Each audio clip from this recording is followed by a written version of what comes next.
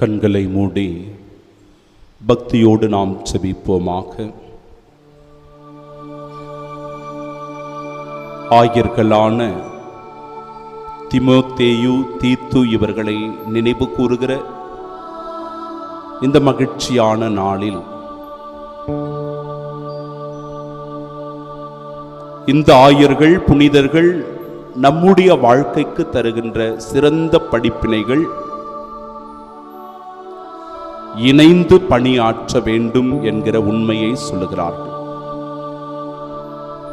கொடுக்கப்பட்ட பணிகளை ஏற்று கடமை உணர்வோடு செய்ய வேண்டும் என்கிற படிப்பினையை தருகிறார்கள். எல்லாவற்றிற்கும் மேலாக கிறிஸ்துவை முதன்மைப்படுத்தி வாழ வேண்டும் என்பதை வாழ்வின் இலக்காக கொண்டிருக்கிறார்கள்.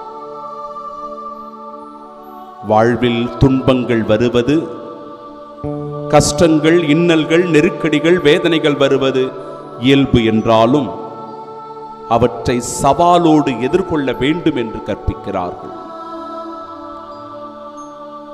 எந்த பணி செய்தாலும் அந்த பணியில் மன நிறைவு அவசியம் என்பதை இந்த உலகறிய இந்த புனிதர்கள் நமக்கு நிலைநாட்டி சொல்லுகிறார்கள். இந்த மகத்துவமான பேருண்மைகளை உள்வாங்கி நாமும் இணைந்து பணியாற்ற, கொடுக்கப்பட்ட பணிகளை கடமை உணர்வோடு செய்ய, கிறிஸ்துவை நம் வாழ்வில் முதன்மைப்படுத்தி வாழ, துன்பங்களை சவால்களோடு எதிர்கொள்ள, எந்த பணியை செய்தாலும் மன நிறைவோடு வாழ வரம் வேண்டி செபிப்போமாக. ஆமென்.